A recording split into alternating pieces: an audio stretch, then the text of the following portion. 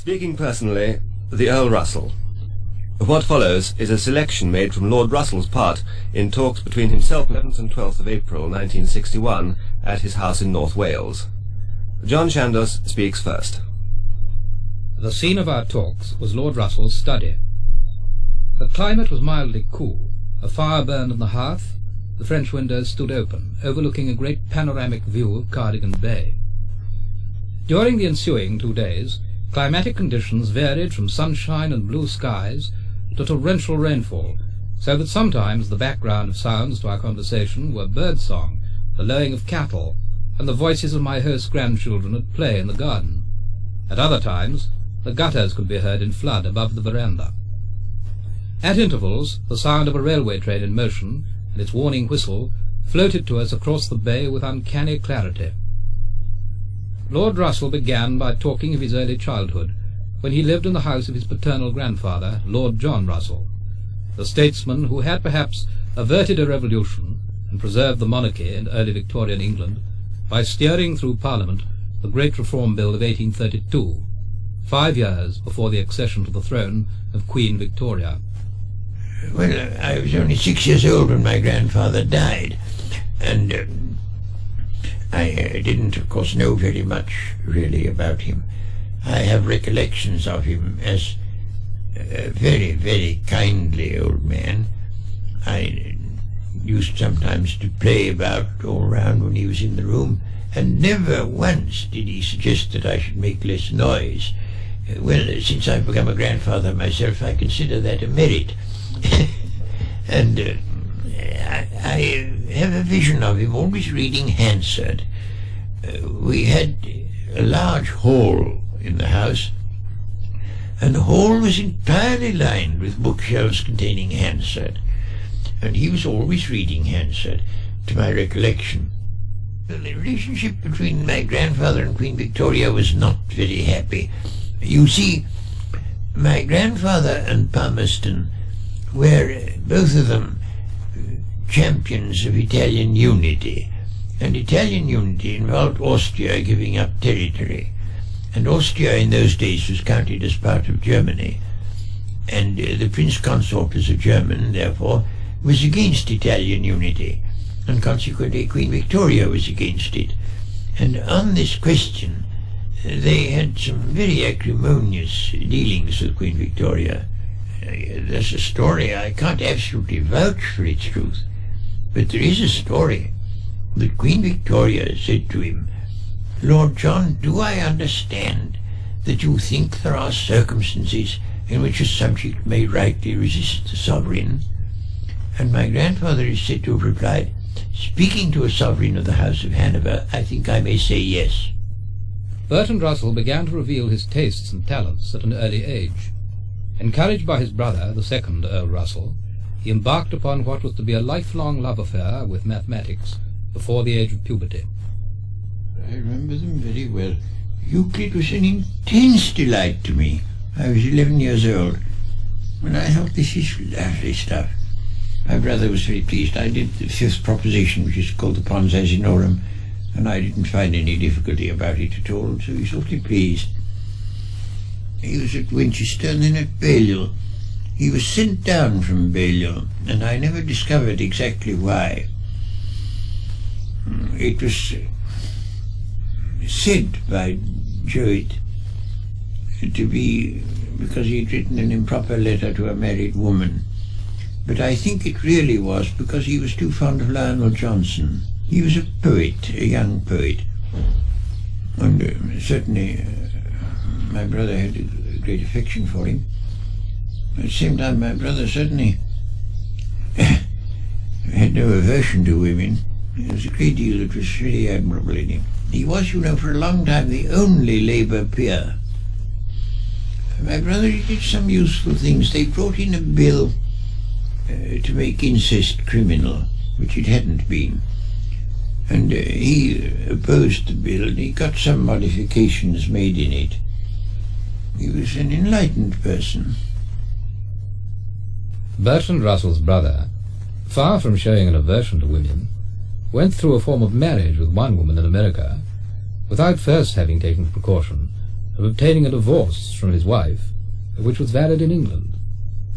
What followed was a somewhat vindictively prosecuted Edwardian scandal. He went to Reno and divorced his previous wife in Reno, and after having divorced her, he married in Reno, and according to English law, that was bigamy. Edward VII said this man must be sent to jail for bigamy, because I want to prove I'm a virtuous man. And it was considered very convincing proof. He was tried by his peers, which also has been abolished because the Russell family abused the privilege. He was tried by his peers, and so was Lord de Clifford, who is also a Russell. And they thought, this is too much, we'll abolish it.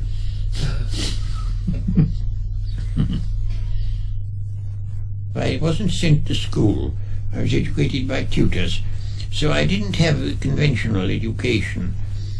I think the conventional education at public schools was extremely narrow, because the essence of a public school education was to enable you to administer a world inhabited by savages or underlings of some kind, and it no doubt gave you the air of command that enabled you to put your thing through, but it didn't enable you to have the knowledge that would have made what you were trying to put through be right. Bertrand Russell spent his early childhood in the house of his paternal grandmother. We had a large house in Richmond Park, and we had 8 servants. There was my grandmother and her unmarried daughter, and my brother and me, and 8 servants to look after us. And so on the whole, the servants had a pretty easy time of it. They didn't have to work very hard, and everybody was contented and all went well. But it was, of course, very much more comfortable, and certainly the life of upper and middle class women is far less comfortable than it was then, far less. I think our maids had quite a good time, but a great many had a very bad time, and of course they were never allowed followers. The Russells were not what is called well-connected, and they were the kind of people to whom the well-connected are connected. And so young Bertrand Russell had the opportunity, as a matter of course, of meeting everyone of official consequence in the country. There was, for example, the influential, controversial Master of Balliol, Benjamin Jowett. Benjamin Jowett, the Master of Balliol, was known to my parents, who didn't like him, and was known to my grandparents, who also had their reservations about him. They thought he was rather frivolous. Somebody asked him once, could you sign the 39 Articles? And he said, yes, if you'll give me a pen. And that rather shocked my grandparents. They thought it frivolous. And indeed he was rather. He used to tell undergraduates, he always talked in a very squeaky voice. He used to tell undergraduates, it's necessary to be pushing, but fatal to seem so. And the undergraduates all took this to heart. And that didn't seem very lofty either. Once, when I was adolescent, I suffered from adolescent melancholy, as is not uncommon at that period, and I believed it to be completely genuine, and I thought that I was all the time on the verge of suicide. I wasn't really, but that's what I thought I was. And I dreamt that I was on my deathbed, and Jowett was watching by my deathbed. And in my dream I said to him in a very die-away sentimental voice, well, at any rate there's one comfort, I shall soon be out of all this. And Jowett said, do you mean life? And I said, yes, I mean life. And Jowett said, when you're a little older you won't talk that sort of nonsense. And I never talked that sort of nonsense again. But for Bertrand Russell, life really began at Cambridge in the 1890s. I found Cambridge quite delightful, unbelievably delightful. and I really began to live when I went up there. They don't live as comfortably while they are at Cambridge as they used to in my day. There'll be 2 people in a room, when in my day there would be only 1. And they're not allowed to have food in their rooms. They have to go to the hall for their food. Whereas in my day you could order anything you liked from the kitchens and have parties in your room, dinner or whatnot. Breakfast, except on Sundays, one generally had alone. The kitchen sent out a breakfast. But on Sundays we had a different plan. We always had a very late breakfast on Sunday, and very large. We ate enormously, and then we went for a long, long walk in the country, came back just in time for dinner. And that was, I don't say everybody did that, but all my friends did. And that was Sunday ritual. Saturdays we stayed up very late, discussing, arguing, and walking up and down the cloisters and arguing. And those arguments were quite delightful. They had that sort of freshness of youth exploring the world that you can only get in youth. And we used to keep them up till any hour, and that's why we breakfasted so late on Sundays. The cleverer young men in my day, they mostly came from public schools. They knew perfectly well that down to the day of their death they were fairly secure financially. They would go into the civil service, or they would become dons or something or other like that, and their livelihood was safe and they didn't bother. And it gave them a sort of disinterestedness that you can't get in a more straitened atmosphere. The people that I knew best were not rebels. They were mostly in favor of all sorts of reforms, but they were not rebels. They were not outside. I belong to that old world, though I've been forced into becoming more or less of a rebel, but against my temperament and upbringing and so forth. It's not my instinctive line. The young men of my day were not temperamentally cynical.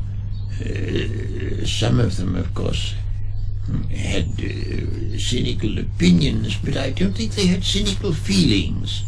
It's quite a different thing. They all felt here is a great tradition which has existed for a long time. Cambridge had a long tradition of great men, and they thought, well, after all, we're inheriting this, we're carrying it on, and they were part of history. But I should think that some of the things that were to me delightful when I was at Cambridge are probably no longer there, because I think that people are more professional, they're more occupied with their career, and less certain of whether they can make a good career. My friends and I did in fact spend an enormous amount of time on the acquisition of knowledge, but a great deal of it was knowledge that was not going to be useful in examinations, that we acquired because we liked it, and I should doubt whether there's time for that nowadays. But behind the combative energy there seems to have been a sense of isolation. Well, I did become a bit of a dandy because I was so very, very shy. And I thought, now, if I'm absolutely faultlessly dressed, so that nobody can possibly find fault with me, I shall perhaps feel less shy. And I took to dressing as well as I could. I had a beautiful frock coat, and lovely socks, and a cane with a silver top, and all the sort of things that one should have. It didn't last very long, but for a year or two I had all that. One of the more interesting byproducts of academic privilege and leisure, and one that is wholly foreign to educational mass production, is the eccentric. In respect of eccentrics, Cambridge was at this time richly endowed. eccentrics, they're a natural result of security of tenure. Once you wear it on, there you were, and only something very extreme would get you turned out. And even things that you might think nowadays would be extreme. I knew a Don. He was a charming fellow. I liked him very much indeed. But he had one very peculiar mania. If anybody sneezed in his presence, he thought that person was making fun of him, and he then tried to murder that person. And he would put the poker in the fire, and when it was red hot he would run after the person who'd sneezed. But as he had a game leg, he could only move very slowly, and no harm came to anybody, and so nobody thought of doing anything about it. But it was quite an adventure going to tea with him. Sidgwick was one of my teachers of philosophy. He was a very, very high-minded man. He used to stutter, but he always stuttered in a way that was very effective. Some German was talking to him and said, "You English have no word for Gelehrte." And Sidgwick said, "Yes, we have. We call them prigs." Granville Barker was doing one of Gilbert Murray's translations of Euripides, and he came to Cambridge to find out what a Mycenaean hut was like. And he went first to Verrall, who was a very eminent classical scholar, and he said, what was a Mycenaean hut like? And Verrall said, "Nobody knows, but Jane Harrison will tell you." It was determined to make a new street, and in order to make this street, part of Jebb's garden had to be cut off. Jebb was a member of Parliament for Cambridge, for the university. Yes. And it was voted that part should be cut off, and Jebb didn't like it at all. However, he might just have endured that. Only it was decided the street should be called Sidgwick Avenue, and that was too much for Jebb. He couldn't bear it, and so there was great coolness between them. And Sidgwick was purported to have said of Jebb, "All the time that he can spare from the adornment of his person, he devotes to the neglect of his duties." Distance and time are sometimes capable of lending additional stature to a reputation, and I asked Lord Russell whether the great men of his youth appeared great at the time. On the whole, the answer seems to have been yes. They had more of an aura. I think people, when I was young, had more of the aura of a personage. Now, I knew both Tennyson and Browning quite well, and certainly if either of them came into the room, you would think, here's a personage, especially Tennyson. He always wore a sort of Italian opera cloak when he was out of doors, and he walked along in complete absorption and took care not to see you if you were there, because he was so absorbed in poetic meditation. He was rather a fraud. I thought him a humbug. Browning was not. Browning was much more ordinary in a way. My first encounter with Browning was when I was 2 years old. He came to lunch with my people, and he talked the whole time without stopping in a very harsh voice. And at last I, being 2 years old, said, "I wish that man would stop talking." And everybody else was feeling the same thing, but of course they had to say hush, hush. Oh, he was very well groomed, very neat, very tidy, the sort of man who would be pleasant to old ladies. There's a picture of him by Max Beerbohm, visiting the Me Society at Cambridge, or something like that, and it gets him very right, with a beautiful top hat upside down beside his chair, very glossy and very smooth. And yes, he was very much a man to be an old lady's darling. Tennyson was portentous and tremendous, and sort of Oh, I don't know. No, I didn't like Tennyson. He was altogether too conscious of himself as a great man. I remember a story that I was told about him when I was young. He'd been going to visit in some country house, and he'd said that above all he did not want to have people coming to see him. He wanted to have quiet time there. And so they took enormous pains to tell all the neighbourhood not to call. And towards the end of the second day he said, "Nobody seems to want to see me." I don't think he was exactly liked, but he was immensely admired. The master of Trinity, it was when I was an undergraduate, and they always used to say a Latin grace, and the master and the vice master spoke alternate verses, and the master spoke in the continental pronunciation and the vice master in the old English pronunciation. The master would say, the master always spoke in a very sentimental way, and he would say, "Per Dominum nostrum," and the vice master would say, "Per Christum Dominum nostrum." And the contrast was extraordinary. I don't know what they thought of each other. That was a secret locked in their bosoms. The vice master never was seen out of doors without his top hat.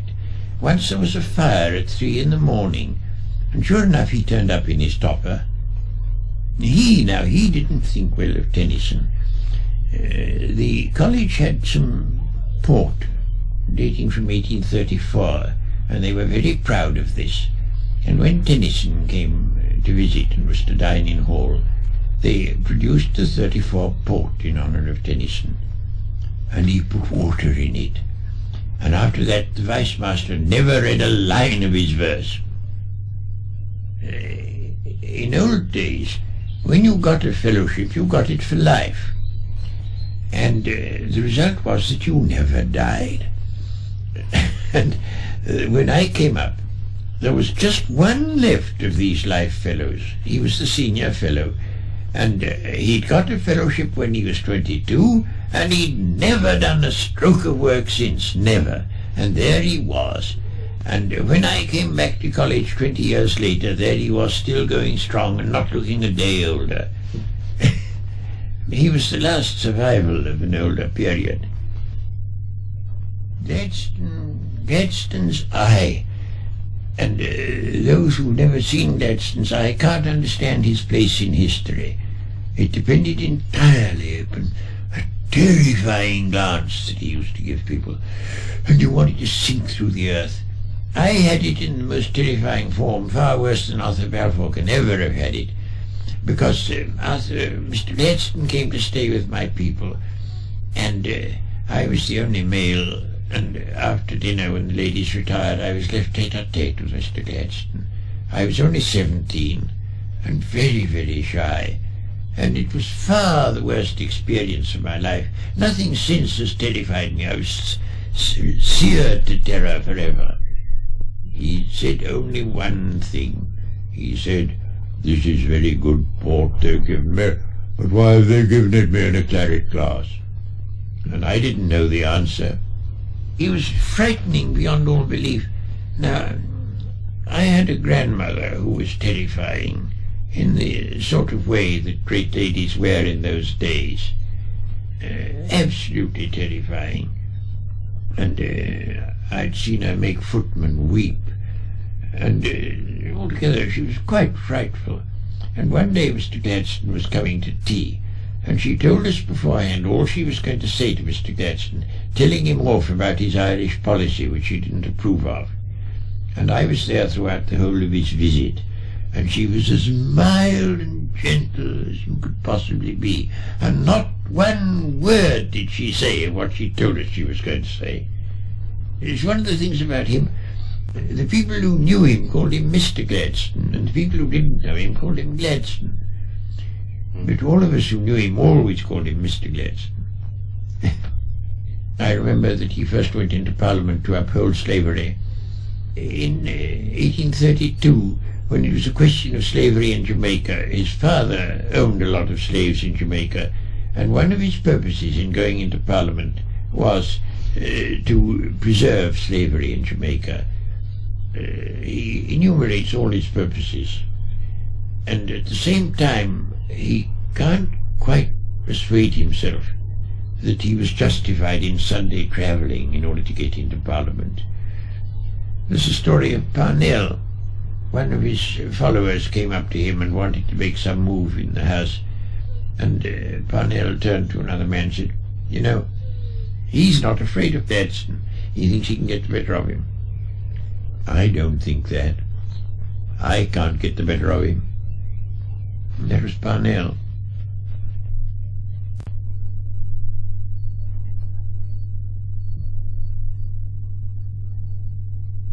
Gladstone, as a public speaker, had the most amazing, complicated secret. No man living now could keep in his head extempore as Mr. Gladstone did.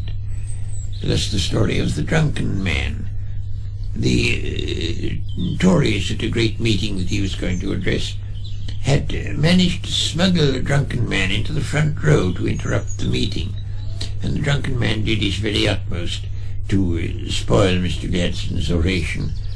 And at last Mr. Gladstone turned upon him and said, "May I request that gentleman, who has not once but repeatedly interrupted the flow of my observations, to extend to me that large measure of courtesy which, were I in his place and he in mine, I should undoubtedly extend to him." And the drunken man didn't utter another word. The handling of words that existed and is now lost was due to being brought up on Cicero. They all got Ciceronian syntax in their heads, and it was so much in their heads that they could bring it out extempore in the way that we can't now. Yeah. But whether it was worthwhile to have Ciceronian syntax and not understand the modern world is another question. Who had most influence on me in my youth is a very difficult question. I had, of course, influence through books and direct influence through personal contact. Mill and Shelley were the people who influenced me through books, and I don't think I was very much influenced by personal contacts until I went to Cambridge. I didn't come across anybody who thought sufficiently like me to be worthwhile talking to them.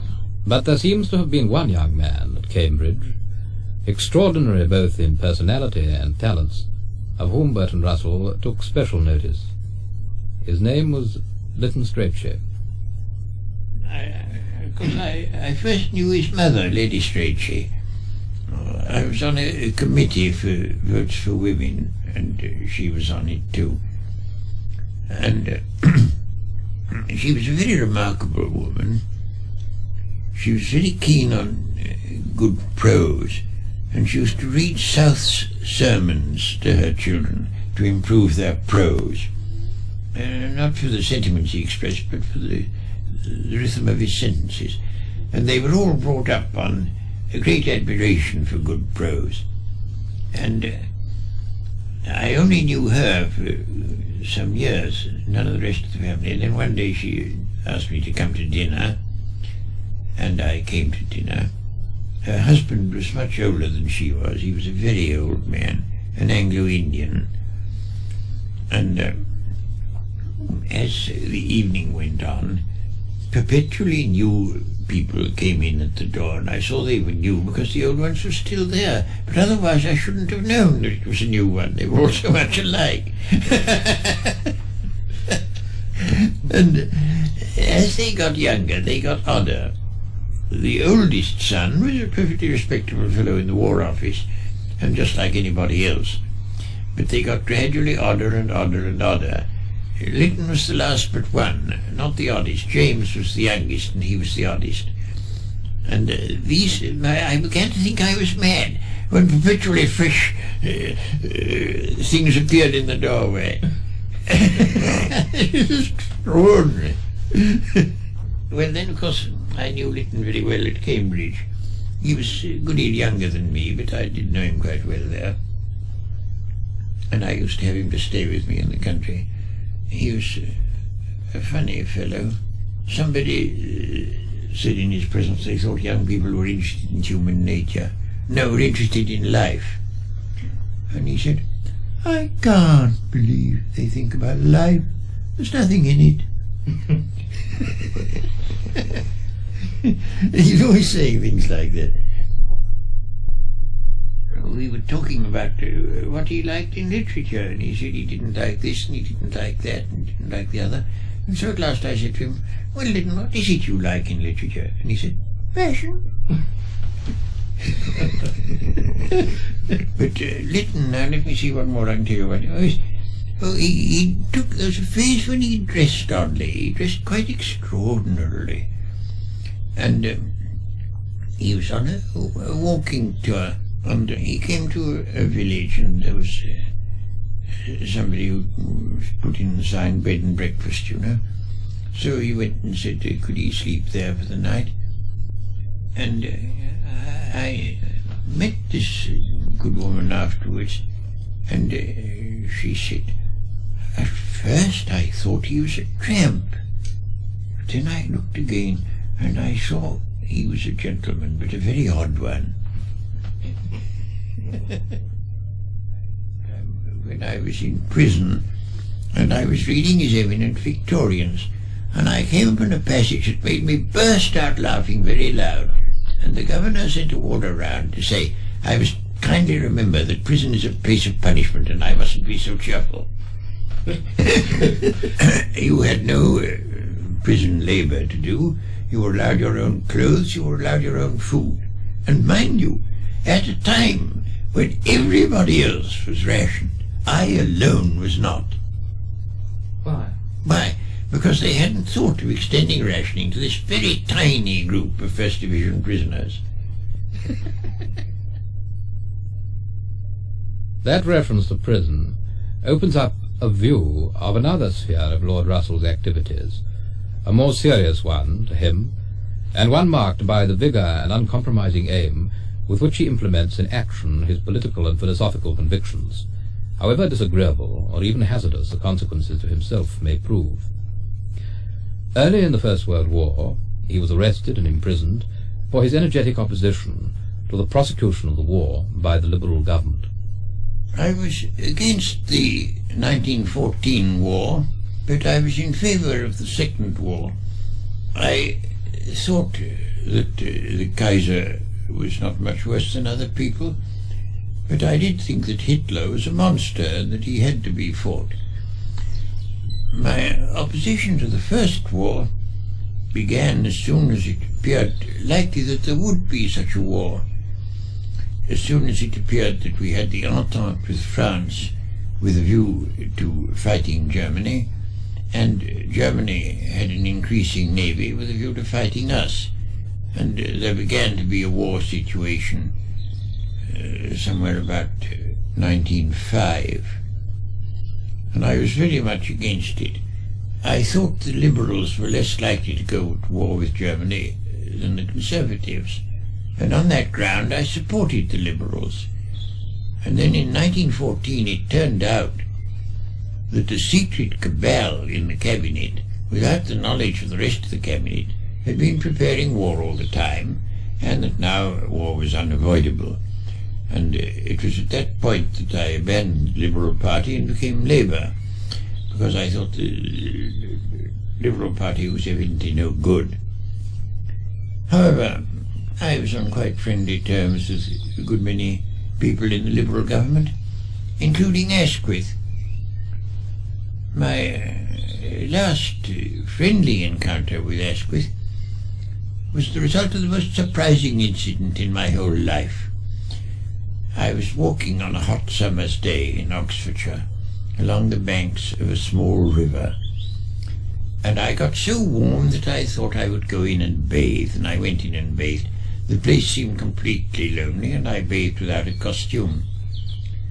When I came out, who should I find standing on the bank but the Prime Minister? A great surprise to me. It was no occasion for dignity or for serious discussion of great political problems. I put on my clothes as quickly as I could, while he conversed in an amiable manner. and that was the last time that I had a friendly, comfortable relation with Mr. Asquith. Well, Asquith was, of course, he was a very clever man in the lawyer's type of cleverness. By which I mean that I don't think he was very good at finding out what was right, but he was very good at making out a case for whatever he wanted to make out a case for. Very good. He was a bit loose, no doubt, in his ways of going on. I remember the story of Lilla McCarthy, the actress, you know, dining at Downing Street, and he got a bit drunk, and he had to get up for something, and as he passed behind her, she being, of course, in evening dress, he kissed her on her bare skin, and she said, "Mr. Asquith, is that an insult, or is it homage to a great actress?" And he said, "It's homage." So then she was reconciled. And of course he was a much more tolerant man than Lloyd George. I couldn't do with Lloyd George. Oh, the First World War was a sheer power competition, and rather less disguised than it is now. The Germans wanted a navy that could be as good as the British Navy. The British government made a very great mistake. It invited the Kaiser to a naval review at Spithead, and it was hoped the Kaiser would think, these people are very powerful. But what the Kaiser did think was, I must have a navy as good as Grandmama's. And he set to work to get it. And that was the main cause of the First World War. I don't believe the First War need have taken place at all. And I find that is now the general view among historians. The general view is that it happened by mistake, and partly because everybody was in a hurry. The diplomats were trying to arrange some kind of compromise at the same time that the armies were mobilizing. And each side felt, oh, we can't delay because of mobilization. And so the diplomats didn't get to look in properly. But I think if there'd been more time, the diplomats would have arrived at a compromise solution. I think the First Great War marked the beginning of an epoch of disaster. Whether that disaster is going to be utter and complete and leave the next period a far worse period, well, certainly than anything since the Mongols, a horrible period, which we're right in the middle of now, and I don't know whether we're going to be allowed to come out of it, or whether we're all going to be exterminated to please certain people's love of power. These words bring us to the threshold of a subject unavoidable today in any prolonged conversation with Lord Russell. Unavoidable because his attention is almost exclusively dedicated to it. The danger of the total extermination of human life by nuclear warfare, and the means by which this threat may be averted. My view is that the arguments for British neutrality are entirely convincing. In fact, I've said and I believe that if I could talk to Macmillan for a week, he would come round. Because I could then present the arguments, which I don't suppose he's ever heard, but I'm sure he hasn't. And as I can't get hold of Macmillan, I go round the country speaking and writing, distributing leaflets and that sort of thing, and hope in time to create a great mass movement of self-preservation, which would be politically irresistible.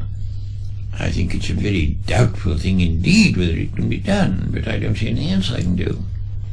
Do you think it's as serious as that? It's a matter of preservation? It's a question whether, at the end of the present century, there shall be one single Briton alive in the world. And it's very doubtful whether there will be, very doubtful. And I think everybody who doesn't have some kind of profound self-interest against that view, who's looked into the matter, agrees with me.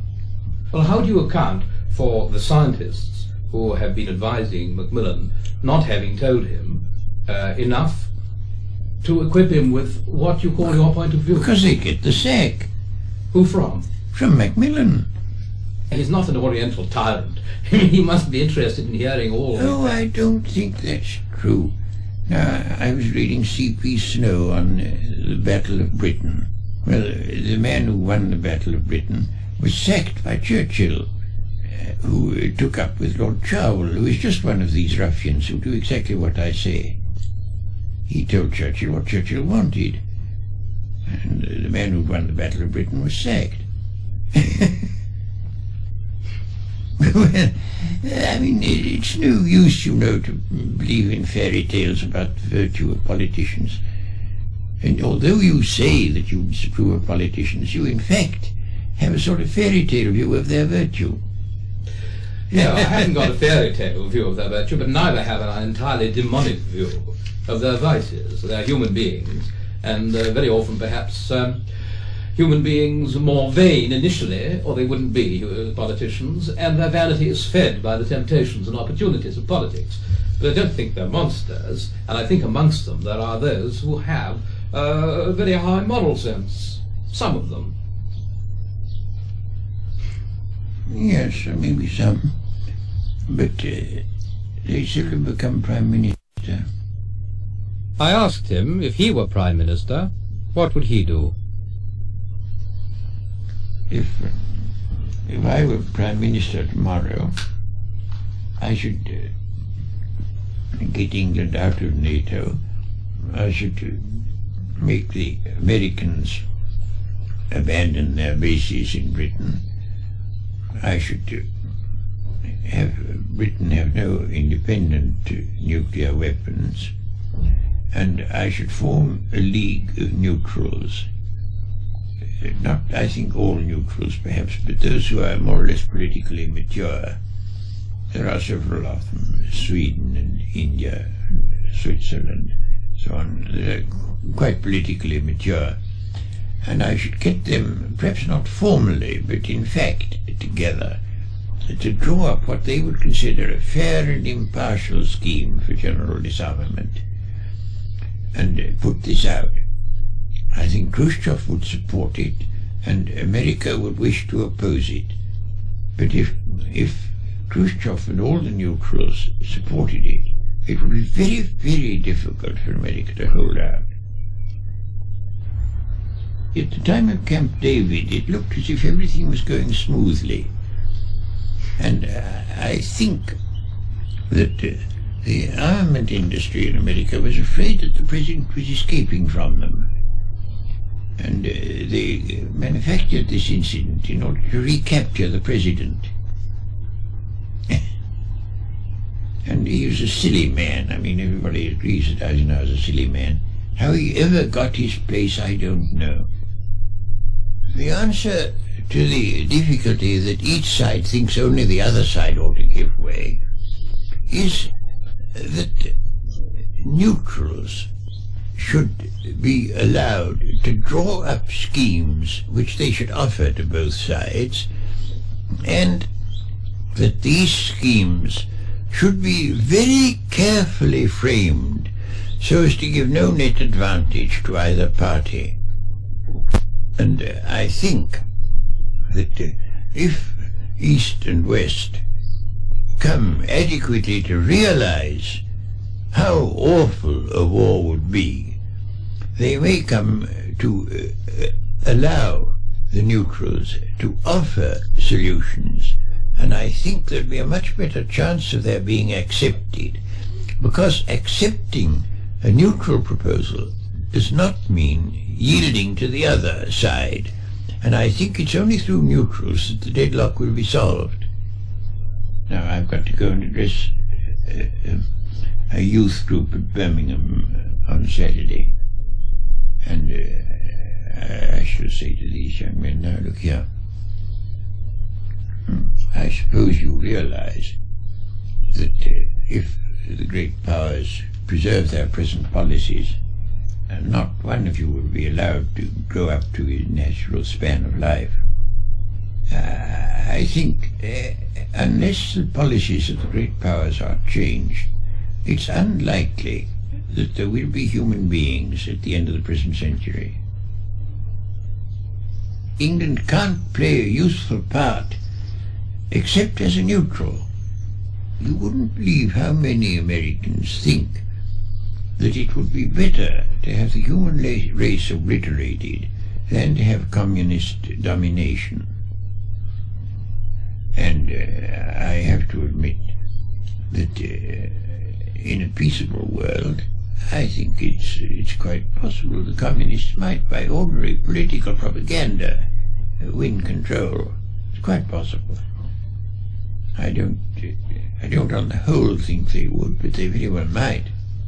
But I think it would be better to have that than have nobody, because I think most of the faults of communists come from fear, and if they had no reason for fear, they would soon become much milder. Some of the so-called faults of the communists are Russian qualities rather than communist qualities. Oh, of course the communists are there. I've often said in print that if Russia was still Tsarist, the situation would be exactly what it is, not different one iota. There is no newspaper that agrees with me, as far as I know.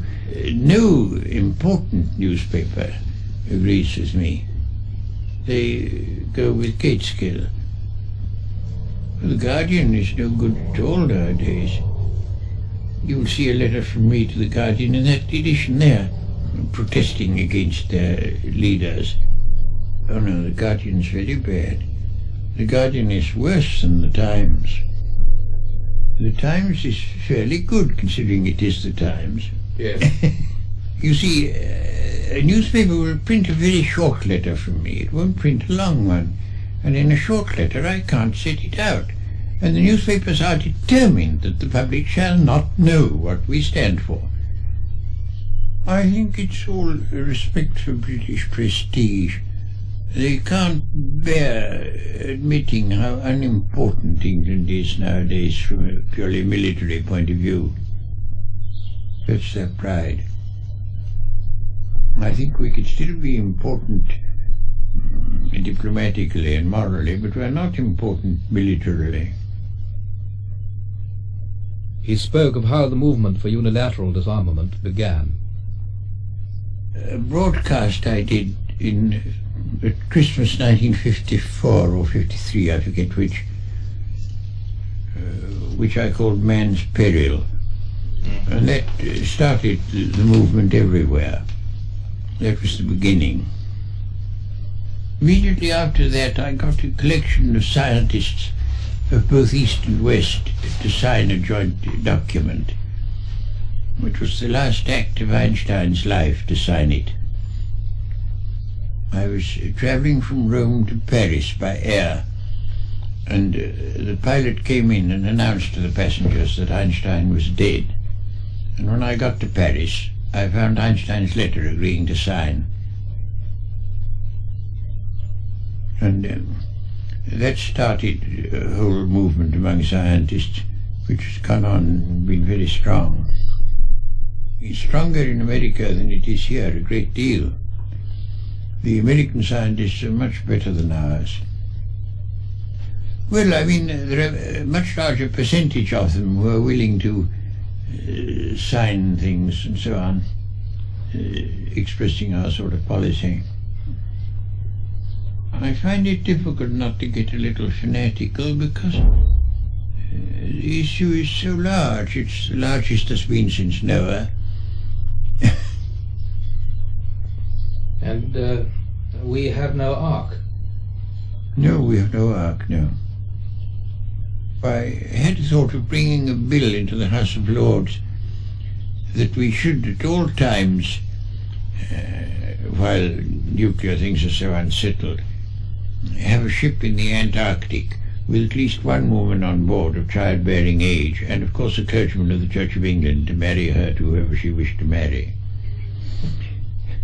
You see, there's quite a chance that the Antarctic will be more or less free from fallout.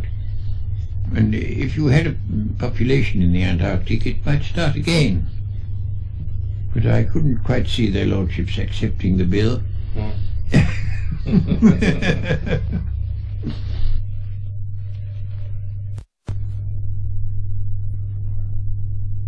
In England, Bertrand Russell's opinions and personality had proved inflammable.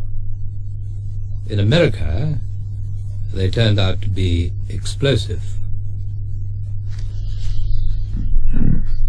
Yes, I was in America when Bryan first stood for presidency, and I was there during the presidential election. The Republicans brought out a pamphlet headed "What I Know About Currency" by William Jennings Bryan, and you bought it and the pages were blank.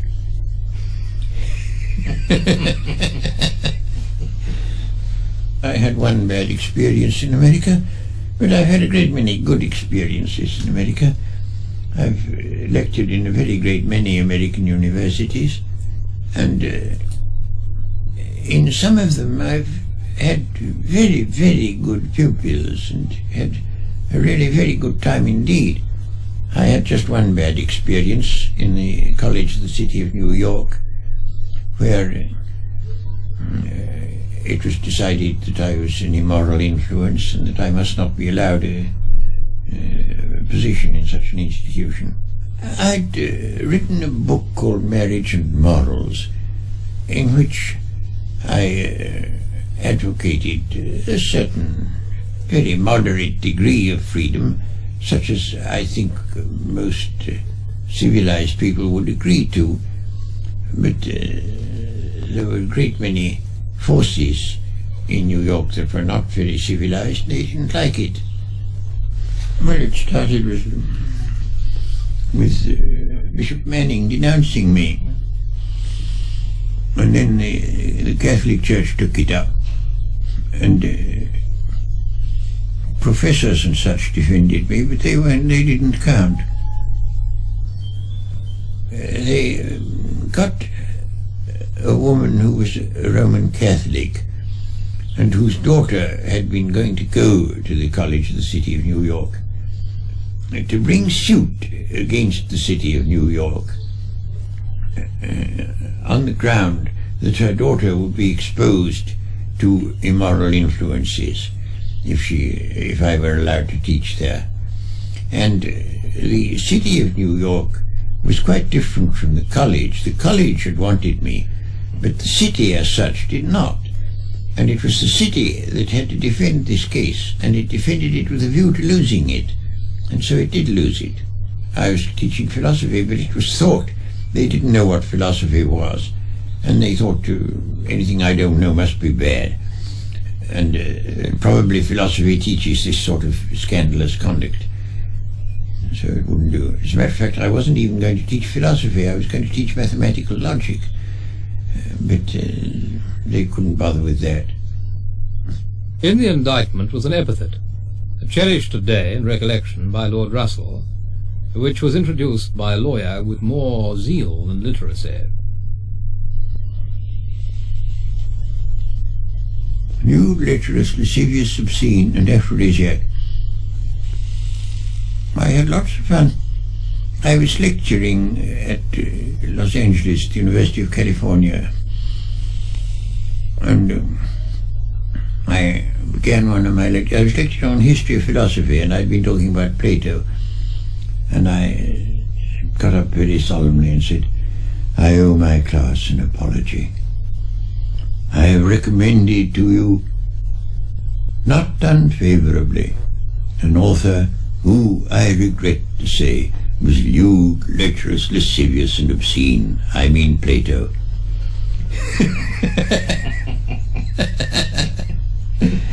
Because the things that Plato says about marriage and so forth are quite as bad as anything I've ever said. I said that one shouldn't be too hard on adultery, that I thought a husband or a wife in an otherwise happy marriage ought to be able to forgive an occasional infidelity. I said also that I thought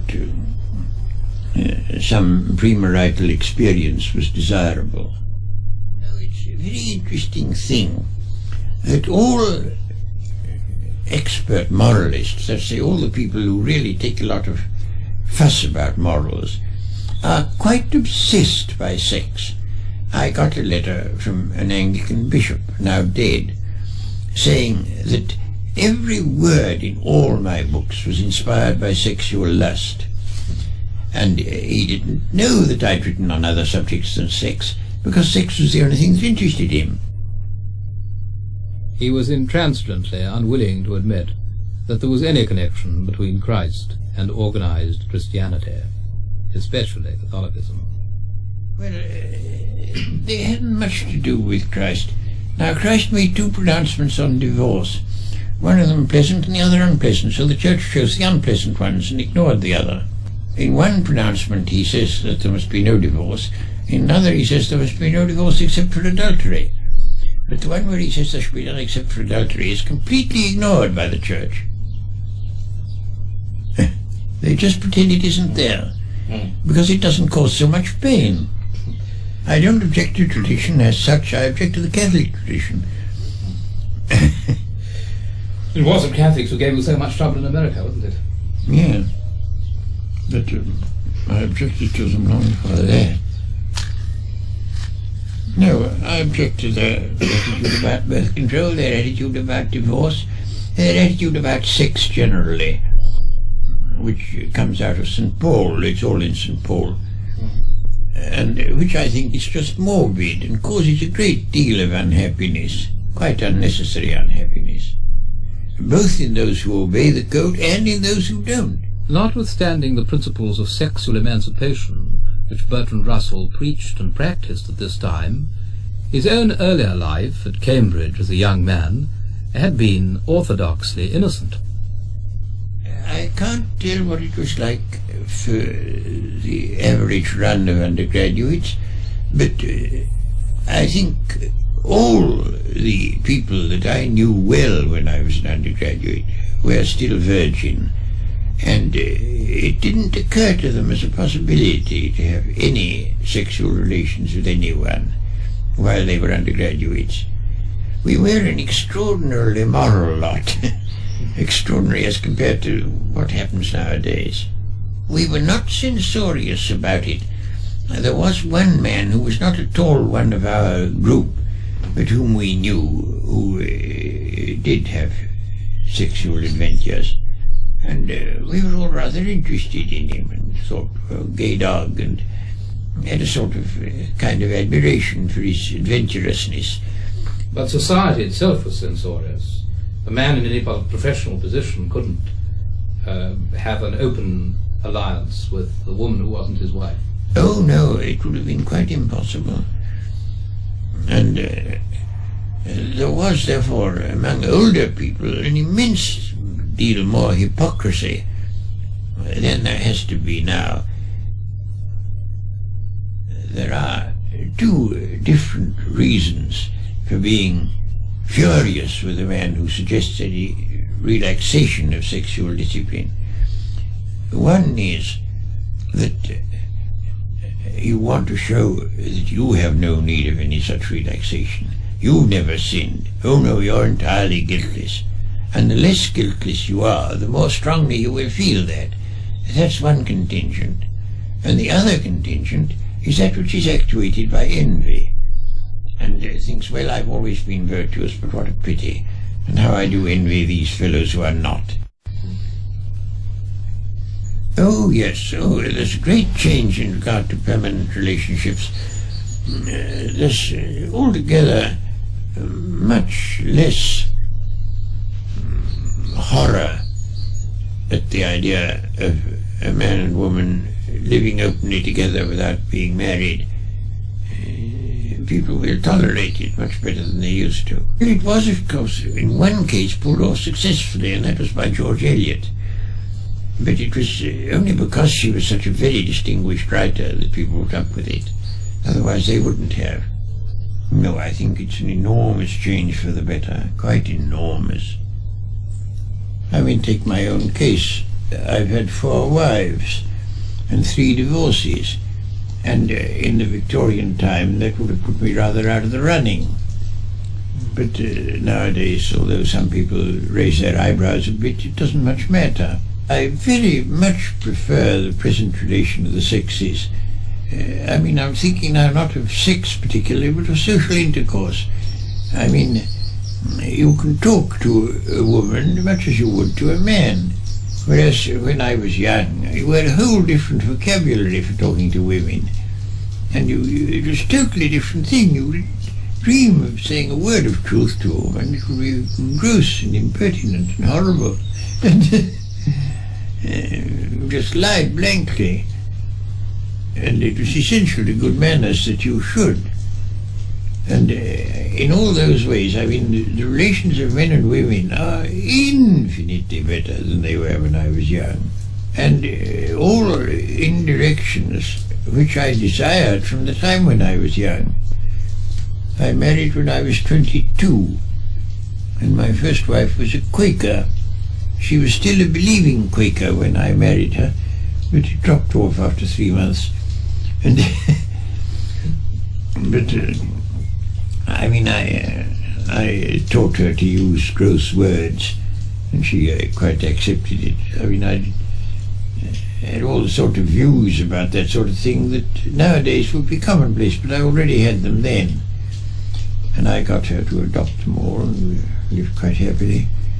When I was young, most respectable married couples never saw each other naked. And I thought this was dreadful. And we saw each other naked whenever we wanted to. And I had a very, very powerful impulse to sexual freedom from the moment of puberty. I remember when I first grasped the facts of sex and marriage and so forth, I thought at once, oh, of course marriage is just a superstition. There ought to be free love. It seemed to me obvious then. It didn't seem quite so obvious after a bit. And in those ways the world is much, much nicer than it was. Much. People accept it now that you may have a casual affair with a woman with no deep feeling involved on either side. Whereas in those days, if you went outside marriage, it could only be for the most intense and profound and lifelong passion. Nothing else would excuse it. Although there must have been a lot of secret promiscuity. Oh, there was a great deal of that, yes. But then I didn't like hypocrisy, you see, so I couldn't accept that as a solution. Because I always hated hypocrisy. And I was thought to be a very immoral man, but only because I didn't attempt to conceal my lapses. In other respects, I didn't differ from anybody else. But I hated hypocrisy. I thought it beastly. Challenging hypocrisy for the leadership of Lord Russell's personal distastes was cruelty, most of all when cruelty was used to support what seemed to him vanity or irrational superstition. Here are 3 consecutive illustrations. I found D.H. Lawrence perfectly intolerable. He was a fascist. Fascism hadn't yet been invented, but his wife was German, and he got it from her. It was already brooding in Germany, and he got a whole complete fascist outlook. There was to be an elite that was to have sole political power, and was to compel this and compel that, and altogether there was to be no sort of freedom anywhere. And of course he always imagined himself the dictator in this system. I mean, he would always say, you must do this, you must do that. And then he would say that one mustn't compromise with the evil forces. One must proclaim one's independence and so forth and so on. So I said, well, how are you going to do it? You're going to make the speech in Trafalgar Square? Oh, no, I won't make a speech in Trafalgar Square. You'll only be talking to the vulgar. And so I said, well, are you going to do it in books? Oh, no, I won't do it in a book. Stupid people read books. So I said, well, what are you going to do? And then he changed the subject. And he was just going to enjoy a soliloquy. I didn't like the man. I didn't like him at all. And still less did I like his wife. I thought he was very proud of being on the proletariat. Well, he pretended to be, yes. He had a profound contempt for the great mass of mankind. Absolutely profound. And I didn't like it. I think Sons and Lovers is a good book. I think it's his best book, at any rate of those I've read. I thought the others were all wish fulfillment. There's one called Kangaroo, where he goes out to Australia, and at first he thinks Australia awfully dull, and then he finds they've all got plots to murder each other, and then he thinks it's a lovely country. He was a bloodthirsty fellow. He couldn't believe at all in friendship. Friendship was the thing he didn't understand. But surely in Sons and Lovers it's supposed to be a great friendship between two people, isn't there? Yes. But I can't remember now whether it's homosexual, but I should think it would be. He had immense force. I mean, one felt this is a man who counts. And Shaw. What do you say? Shaw. Yes. Always seemed to be rather inhuman by his writing, as though he wasn't a man at all, as he didn't feel the things most men felt, except vanity. He felt vanity, and that was the whole of him. There was nothing more. I knew a lady who was secretary of the Labour Party in the University of London, and she got gradually more and more towards communism, and at last became a communist, and married a Russian and went to live out there. And in Stalin's purge, this Russian was taken away, and she never heard from him again, or heard of him, or didn't know what happened to him at all. She was absolutely devoted to the man. And she came to England to see if anybody could do anything to influence Stalin. And she came to me among other people. And I said, well, Shaw is persona grata in Russia. Perhaps he'll do something. And so we approached Shaw about it. And he wrote her a letter, which I saw, saying, my dear lady, you have no idea how comfortable Russian penal settlements are. I'm quite sure your husband is much happier there than he would be being nagged by you. I never spoke to the man again. I thought it one of the most horrible things I'd ever known done, because the poor lady was utterly heartbroken. He was a very cruel man, very cruel, if his vanity was hurt. And his vanity was hurt in this, because it threatened his judgment of the Soviet Union. Do you see what I mean? It's not obvious that his vanity was involved, but it was. Because it was a suggestion that perhaps he was wrong in praising the Soviet Union. And that would be a suggestion that he wasn't as wise as he thought. And therefore the lady must be punished. By means of wit, he concealed the fact that he was silly. Wit is a wonderful thing for concealing. I mean, all his views about medicine, for instance, are totally silly. I met Lenin in 1920 when I was in Russia. I had an hour's talk tete-a-tete with him. And he spoke English much better than you would have expected. The whole conversation was in English. I expected it to have been in German, but I found that his English was quite good. I was less impressed by Lenin than I expected to be. He was, of course, a great man. He seemed to me a reincarnation of Cromwell, with exactly the same limitations that Cromwell had. Absolute orthodoxy. He thought a proposition could be proved by quoting a text in Marx. And he was quite incapable of supposing that there could be anything in Marx that wasn't right. And that struck me as rather limited. I disliked one other thing about him, which was his great readiness to stir up hatred. I put certain questions to him to see what his answer would be, and one of them was, you profess to be establishing socialism, but as far as the countryside is concerned, you seem to me to be establishing peasant proprietorship, which is a very different thing from agricultural socialism. And he said, oh, dear me, no, we're not establishing peasant proprietorship.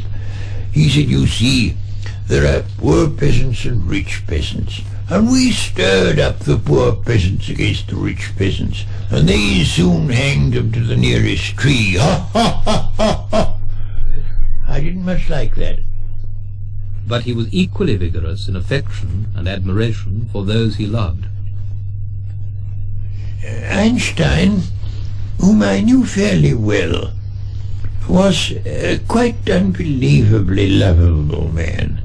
He was extremely simple, absolutely devoid of the slightest pretension. You might have met him in a railway train and not known that he was distinguished at all. And he was very, very friendly, very open-minded. I thought him altogether quite delightful. I think the most satisfactory great man that I've ever known. I couldn't have wished him different in any way. I loved Conrad. I thought he was a wonderful man. I didn't, of course, agree with most of his opinions, but I liked his feeling of life and its dangers. He thought of life as walking on a thin crust over molten lava, and at any moment one might sink in, and one must have discipline, one must be careful, or else one would sink right down into this dreadful thing which was there underneath. And I think in all his books you get that feeling. The sort of feeling that the best of men is on the very brink of becoming quite dreadfully bad. I mean, it's a stroke of luck if you don't. I admired him for his sort of iron rectitude, combined with such intense passion, because intense passion makes it difficult to keep rectitude. But one felt he always would. I invited Lord Russell to evaluate the liberal Whig traditions of which he was himself a product. I think the Whig families did something valuable in their day, but it's not something that can be done in the present world at all. And, I mean, you may regret it, I think Holland House was very delightful. At the same time, Lord Melbourne, who was one of the adornments of Holland House, got his income by torturing little children in coal mines. And that perhaps wasn't altogether desirable. And I think this sort of flower emerging from the dung was not worth preserving. But the dung was there anyway, and the flower could be rescued from the dung, and not all Whig nobility thrived on the torturing little children. I think of Shaftesbury, and I think of your own grandfather. What you will say about the traditions in which men voluntarily changed a society for the benefit of those oppressed, when they themselves were not going to benefit directly from these changes? I think that there were very good men who did very good work in abolishing themselves, and I don't think they could have been so good if they hadn't been the product of a bad system. If you want to take my own case, Now, I, as a young man, was completely financially independent because Henry VIII liked my ancestor, and that was where my money came from. Well, Henry VIII was an old scoundrel, of course, and I can't recommend him as a person to imitate, but he left me free to pursue mathematical logic without any financial.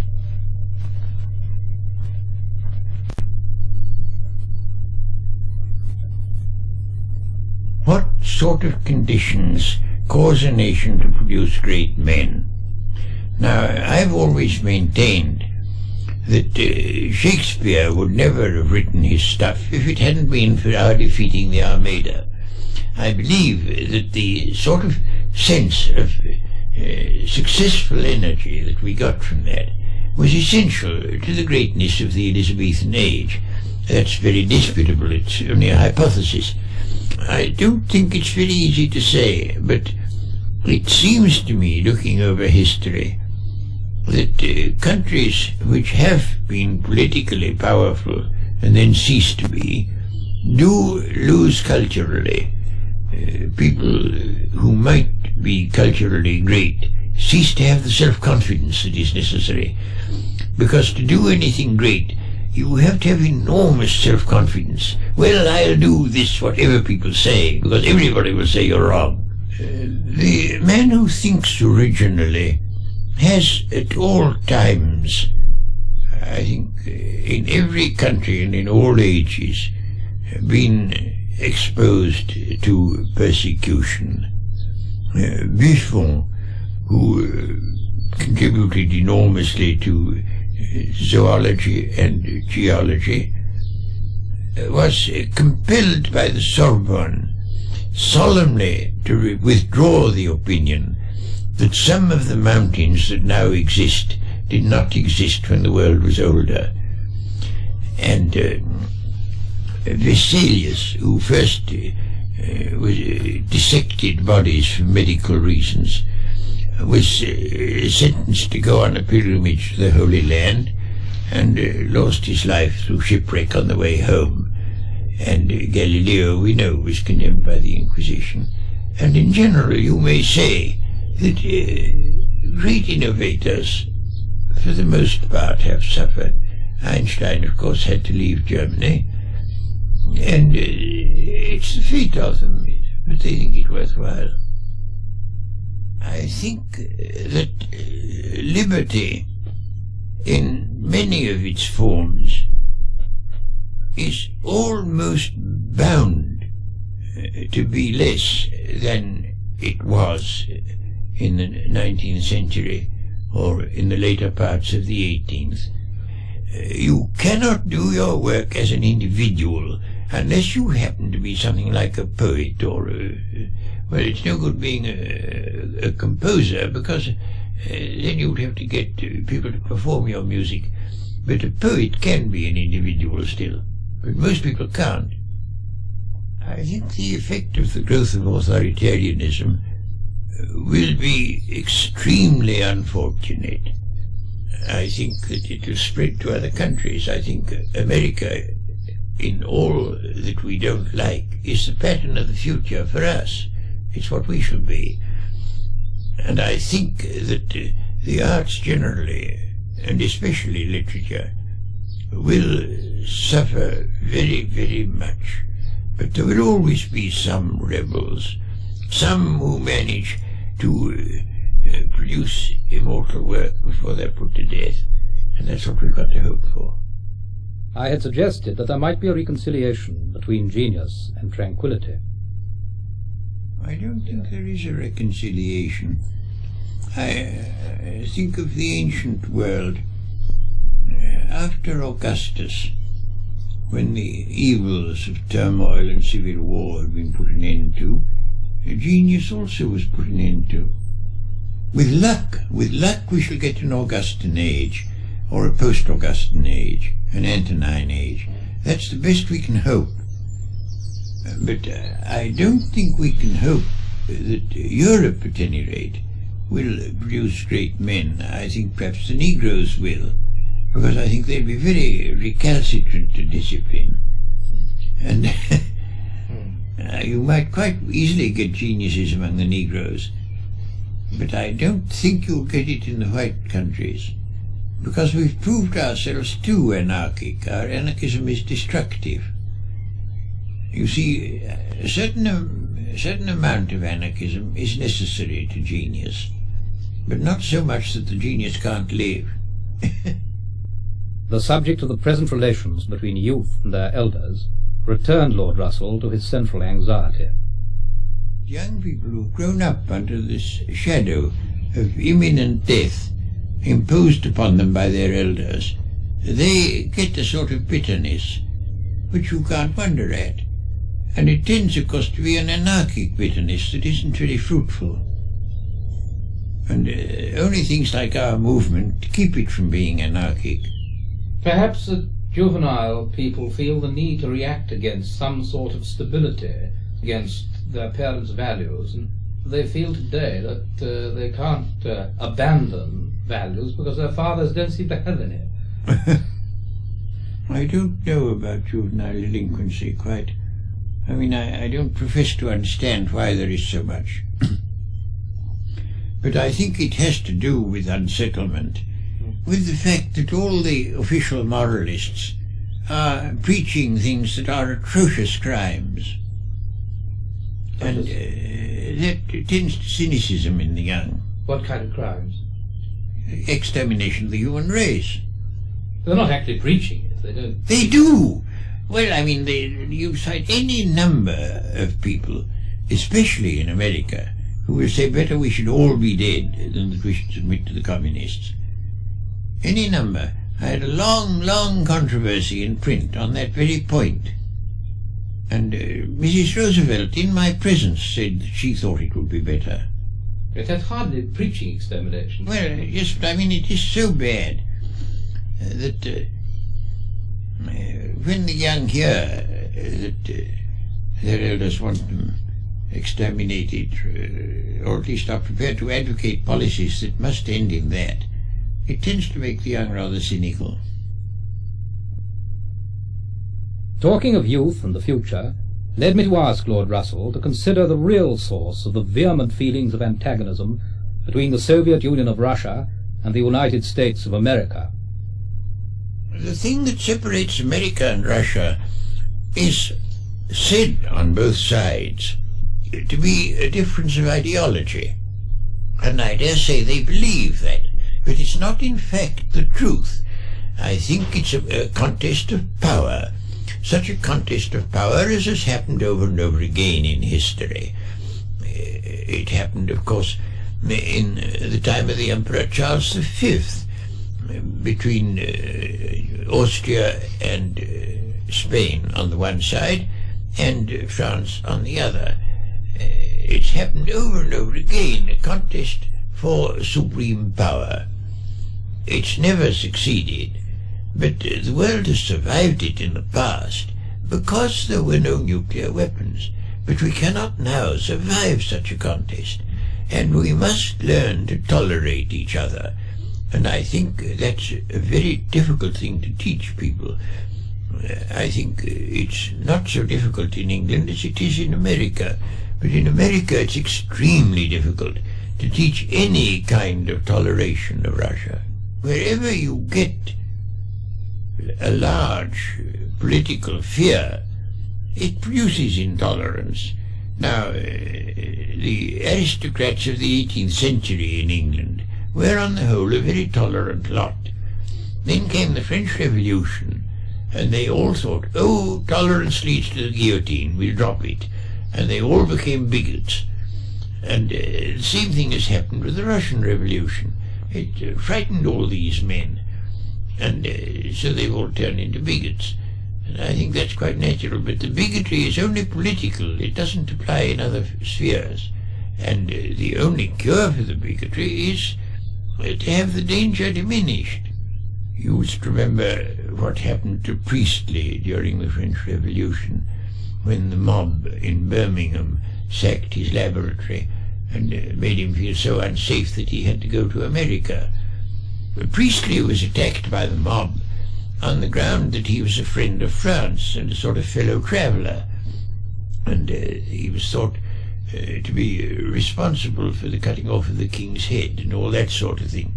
And so the mob sacked his laboratory, with the result that it was Lavoisier who discovered oxygen, but who equally lost his head. He was executed by the revolutionaries, who said that the Republic had no need of chemists.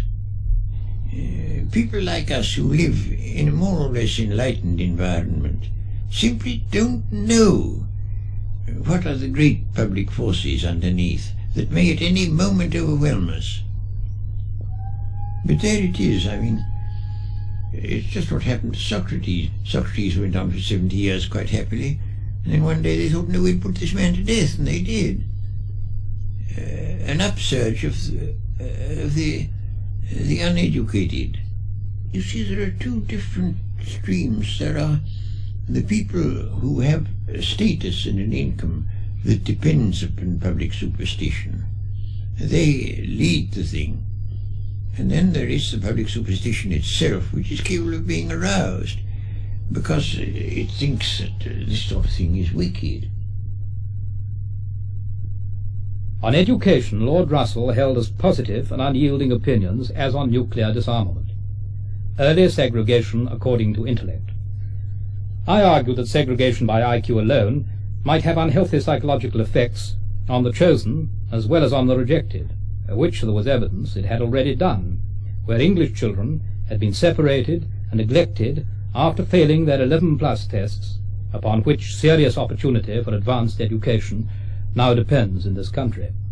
But Lord Russell would have none of this. Now, in America, that is much worse than it is here. And any boy in America who ever reads anything except the comics has to do it on the sly. There is a perfectly simple remedy which has been suggested by a number of experts, which is that you should have special schools for boys with a very high IQ. And there have been some, and boys who've been utterly miserable in the ordinary school blossomed out and became perfectly happy. And to compel a boy with a high IQ to live with ordinary boys is just as if you compel him to live with monkeys. It's intolerable.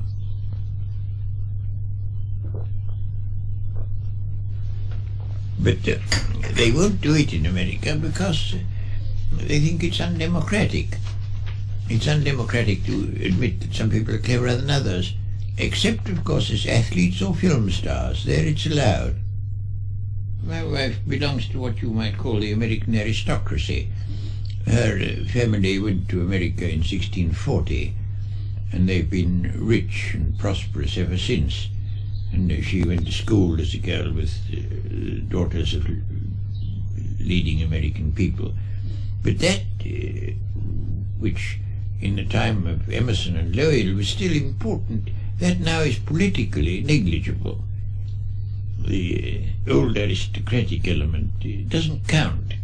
And the main difference in America, between America and England, is due to the fact that an enormous proportion of Americans are immigrants or children of immigrants, and that national feeling has to be created. It's not in their bones the way it is in ours, and we therefore can tolerate a great deal of young men saying they won't fight for king or country, things like that, because we jolly well know, as Macmillan says, that they will. It's in our bones to be patriots. We can't help ourselves. But it's not in the bones of Americans. It's taught them at school. And in order to be taught, it has to be much more virulent than it needs to be with us. What do they put first in America? What in fact they put first, though not in words, is American power. They've taken over from us the imperialist mentality, which we've had to give up, because we thought it was more fun killing Germans than having an empire. Now, Nelson taught his midshipmen 3 precepts. You must speak the truth, you must shoot straight, and you must hate a Frenchman as you would the devil. And that was because France and England were contesting for world hegemony. And as long as people think that that's a possibility, you will get this hatred. And what you've got to persuade the governments of both Russia and America is that owing to the existence of nuclear weapons, the wars which would be necessary to give you world hegemony will instead give you nothing but corpses, and it's no good doing that. It won't work. But I do find, not only in America, but I find in England, in France, in Germany, I find an almost complete psychological block to understanding things, to understanding what the present state of the world is. Now, I found today in the Daily Mail a speech that Macmillan made in Canada, saying you needn't mind unilateralist feeling in England. He said, if ever the call comes, the young will go straight from the ranks of the neutralists into the ranks of Her Majesty's forces, as they have so often done in the past. Now that shows that Macmillan, in common with other people in governments, hasn't understood what modern war would be. You know, of course, that if war between Russia and the West breaks out, we shall have 4 minutes warning. During those 4 minutes, there will be consultations between London and Washington. They're to come to an agreement which they will submit to the other allies of NATO, and in the end, long after they're all dead, they may decide what they ought to have done if they'd been alive. And Macmillan doesn't realize that it won't be the slightest use for these young men to think, oh, well, we ought to have fought, because just as they're thinking it, they'll be dead. They're only going to have 4 minutes to think about it. You wouldn't believe the number of letters I get from America saying, I quite agree with all you say, but I don't know a single other person who does. If you live in a rather small town, a small country town, you won't find one person to agree with you. Not one. I have found that the unilateralist policy, as I understand it, is not what its opponents think it is. I conceive it as only a policy for Britain and perhaps for the other allies of the United States, but not for the United States itself. I should like to try to explain why I think that. To confine oneself to Britain, it has been made perfectly clear, both by American arms experts and by Khrushchev and Malinowski, that if we allow the Americans to use our soil for purposes which the Russians consider unfriendly, they may attack us, Britain, and wipe us out, which would take them perhaps half an hour, without bringing on a war with the United States. And their motive for doing that, if they did it, would be that we allow the American forces to use our territory. I think there's no reason whatever to suppose that if we were neutral, the Russians would wantonly attack us. They haven't done so with any of the neutral powers, and I don't think they would. I think that as long as there are nuclear weapons in the world, no country in the world is safe. We are all exposed to obliteration within half an hour or at most an hour. But there are degrees of risk, and undoubtedly the allies of America run a greater risk than neutrals do. And that's one reason why I should like to see Britain not in NATO and not allowing its territory to be used by Americans. It's only one of the reasons. There are others. And I think that Britain can do a great deal more for the cause of nuclear disarmament and for the cause of world peace as a neutral and perhaps a leader of other neutrals in drawing up possible compromise schemes giving no net advantage to either East or West than can be done by our present policy. I don't hope for important goods from government. I think to that extent I agree with the anarchists. I think government is necessary, quite necessary, but it can only prevent evils and can't promote goods. If we pull through. I don't know whether we shall, but if we pull through, I think the world will be a better one than it ever has been before, because scientific technique is capable of conferring quite enormous benefits. I asked Lord Russell to classify his career and his main work. Oh, I don't know. How should I describe myself? I think it's very difficult to describe oneself, because after all it's a subject on which one's not quite impartial. But my principal work has been in logic, and logic, I think, is not really part of philosophy, it's part of mathematics.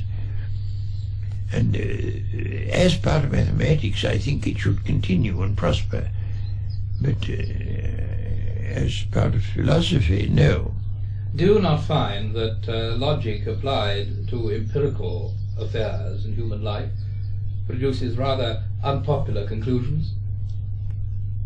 Well, I think any intelligent thinking does. It doesn't matter whether it's logic or something else. But, I mean, the populace in general doesn't like intelligence because it's apt to go against their prejudices. And of all prejudices and superstitions, the worst, the most insidious and malevolent, have always been, for Bertrand Russell, those arising from religious dogma. We had been talking of the role and influence of the Church, and I had been arguing that oppressive churchmen from popes downwards, engaged on worldly or short-sighted ambitions, were simply fallible men, and not necessarily discreditors of Christianity. An awful time. Reforming abbots sent to a monastery would be murdered by the other monks. It happened over and over again. It was a frightful business, reforming the Church. Well, the Church was merely an expression of the times and place. And without something, however imperfect, whatever little learning had survived would have just been obliterated in the 7th and 8th centuries. Well, the Church served a purpose, and that is served a purpose. And, of course, the Church didn't mean to serve that purpose. Gregory the Great, you remember, wrote a furious letter to a bishop because he heard the bishop was teaching grammar.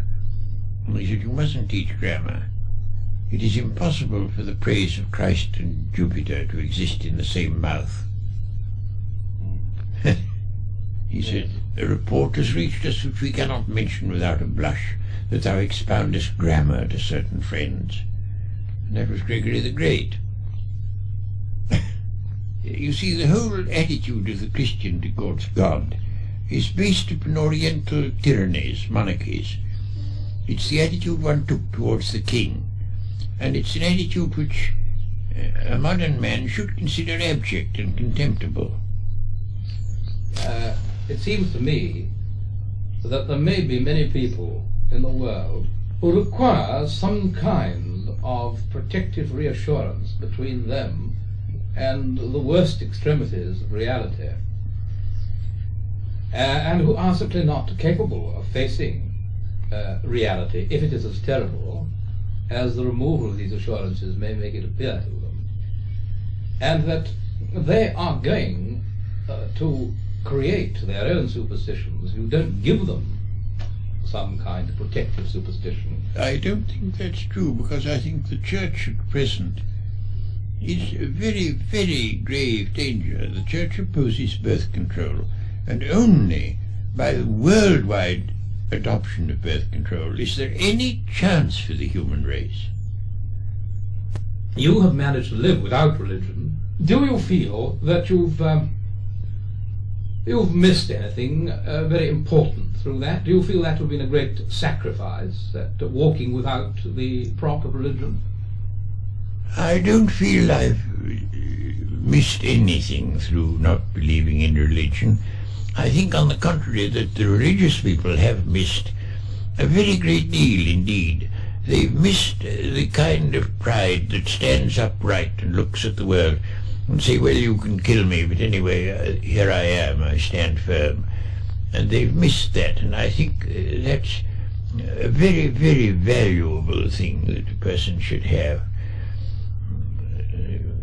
And I shouldn't like at all to go through life in a sort of creepy-crawly way, full of terror, and being bolstered up all the time, as if I were a fainting lady being kept from sprawling on the ground, because no human being whom I can respect needs the consolation of things that are untrue.